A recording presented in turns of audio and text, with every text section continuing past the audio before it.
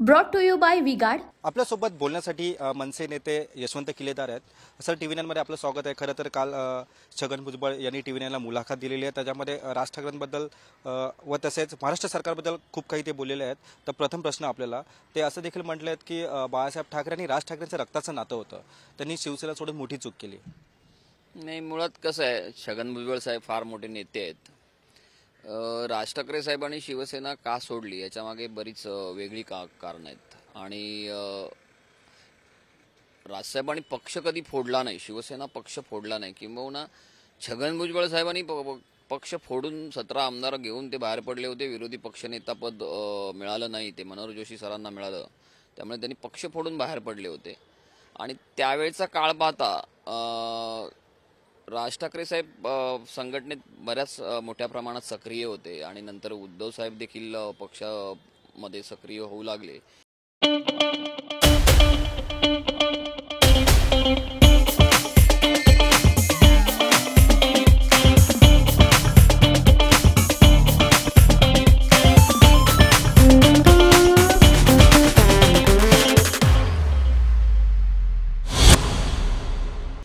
तसं काही गोष्टी आहेत, त्या अंतर्गत गोष्टी आहेत, त्याच्यामध्ये ते काही क्लॅशेस होते।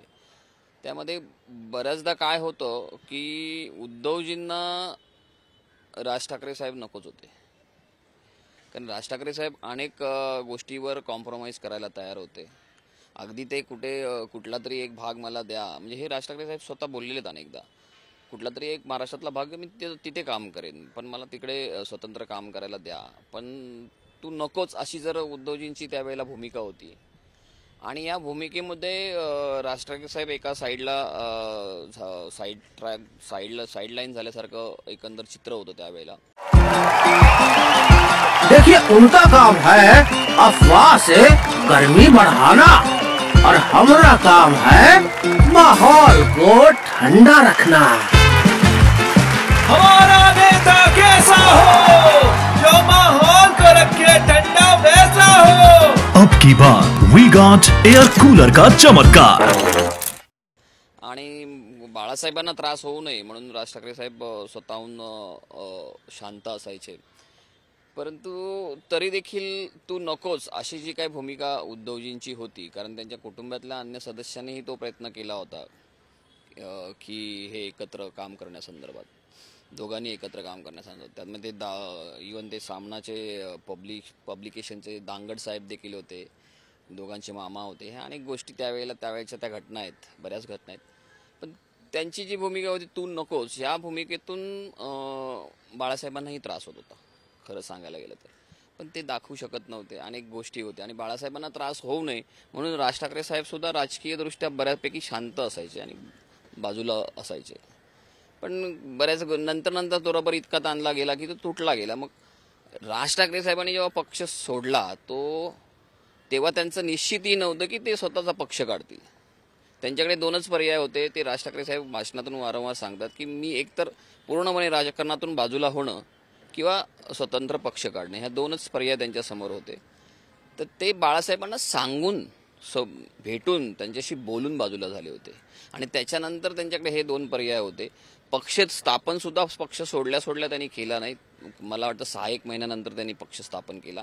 त्याचं कारण असं होतं की आमच्यासारखे अनेक त्यांच्याबरोबर असणारे विद्यार्थी दशेपासून असणारे जे अनेक त्यांचे जुने कार्यकर्ते आहेत, अनेक म्हणजे हजारो शेकडो लाखो, महाराष्ट्रात बघायला गेलं तर हजारो शेकडो आणि लाखभर कार्यकर्ते असतील, लाखो, की त्यांचं काय होणार, ज्यांनी मला आत्तापर्यंत साथ दिली, म्हणजे राज ठाकरे साहेबांना साथ दिली, त्यांचं काय होणार। आणि त्यांची मतं जाणून घेतली त्यांनी, बरेचशी समाजातल्या प्रतिष्ठित लोकांची मतं जाणून घेतली, त्यातून मग हा मनसे पक्षाचा उगम झाला आणि तसा निर्णय झाला। राज ठाकरे साहेबांनी ची जी एकंदर ती पार्श्वभूमी पाहता पक्ष सोडायची प्रचंड वेगळी आहे। आणि तिथे बाळासाहेबांचा विचार करूनच त्यांनी प्रत्येक पाऊल उचललेलं आहे की बरेचसे आमदार खासदार त्यावेळेला राज ठाकरे साहेबांच्या संपर्कात होते, पण त्यांना सांगितलं नाही तुम्ही तिकडेच राहायचं, मला पक्ष फोडून माझा पक्ष काढायचा नाही। इतरांनी शिवसेना जेव्हा सोडली तेव्हा शिवसेना पक्ष फोडला, हा फरक आहे। छगन भुजबळ साहेब मोठे नेते आहेत, आता ते राजकीय टीका होत असतात, राजकीय टीकांना प्रत्युत्तर देण्यासाठी तर ते जर बोलले असतील तर आपण ते राजकीय दृष्ट्या घेऊया। ते असं देखील म्हणतात की बाळासाहेबांशी राज ठाकरेंचे मतभेद झाले. राज ठाकरेंची काही मागणी होती का? नाही, मी सांगतो ना, अजिबात अशी काही मागणी नव्हती. आणि बाळासाहेबांमध्ये आणि राजसाहेबांमध्ये अजिबात मतभेद नव्हते. मला माहिती आहे ना, कारण आम्ही त्या विद्यार्थी दशेपासून त्या काळात त्यांच्या सोबत असायचो आणि ज्या काही घटनाक्रम घडायचा तो आमच्या कानावर यायचा. किंबहुना मी शिवसेना भवनमध्ये पूर्णवेळ कार्यकर्ता म्हणून काम करायचो. अनेक शिवसेना नेत्यांशी आमच्या चर्चाही व्हायच्या. बऱ्याचशा चर्चा ह्या म्हणजे सगळ्या सांगता येत नाहीत. अनेक नेत्यांनी तिकडे काय घडायचं किंवा काय ह्या गोष्टींचा उहापोह आमच्याकडे देखील त्यावेळेला करायचे किंवा खाजगीत बोलायचे. अनेक गोष्टी आहेत त्या कौटुंबिकी गोष्टी आहेत, आपण न बोललेल्या बऱ्या. राजकीय गोष्टीवर आपण बोलणं योग्य आहे, परंतु बाळासाहेबांमध्ये आणि राजसाहेबांमध्ये मतभेद बाळासाहेब जेव्हा स्वर्गवासी झाले तोपर्यंत नव्हते. त्यामुळे त्यांच्यामध्ये मतभेद हा नव्हताच. प्रॉब्लेम उद्धवजींचा फक्त होता आणि उद्धवजींना राज ठाकरे साहेब नकोच होते, हा प्रॉब्लेम होता. भुजबळजी असं देखील म्हणतात की मराठ्यांची मतं माझ्या विरोधात येतील, त्यामुळे मला दिल्लीतनं तिकीट दिलं नसावं, असं थेट त्यांनी डायरेक्ट नाव न घेता मुख्यमंत्री एकनाथ शिंदे व तसेच आपल्या पक्षाच्याच पदाधिकारी व पक्षावरती आरोप केलेला आहे. आमच्या पक्षाचा त्यांच्या तिकीट वाटपामध्ये आमच्या पक्षाचा काय संबंध येतो? नाही, आपल्या पक्षाचा नाही, म्हणजे त्यांच्याच पक्षाच्या.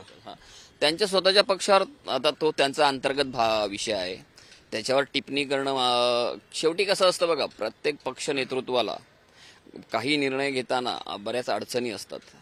शेवटी एका पदासाठी किंवा एका उमेदवारीसाठी अनेक इच्छुक असतील, त्यात महायुती असेल, अनेक इतर पक्षाचेही लोक इच्छुक असतील, तर त्यातून कुठेतरी पक्ष नेतृत्वाला निर्णय घेताना अडचणी येत असतात. त्या अडचणी ज्याने त्याने समजून घ्यायला हवेत. आता त्याच्यावर देखील भुजबळ साहेब टीका करत असतील तर तो त्यांचा प्रश्न आहे, त्यांचा पक्षांतर्गत प्रश्न आहे. त्याचं असं देखील म्हणणं आहे की मी अनुभवी नेता असून देखील मला राज्यसभेसाठी उमेदवारी दिली नाहीये.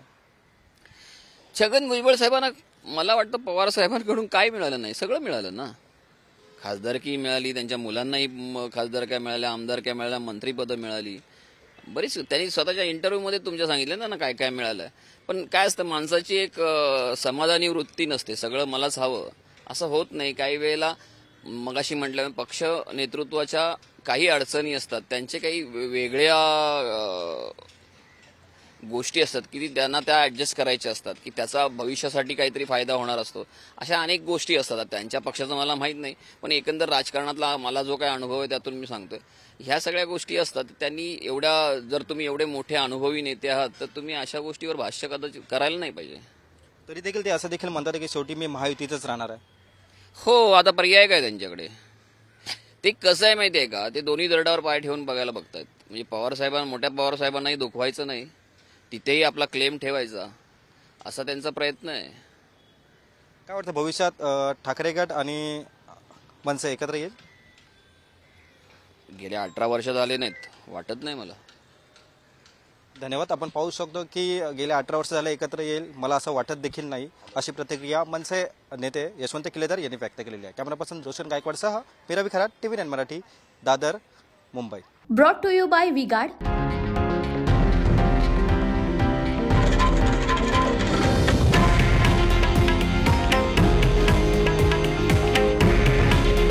हे आहे देशातील नंबर 1 न्यूज नेटवर्क आणि आपण पाहत आहात TV9 मराठी.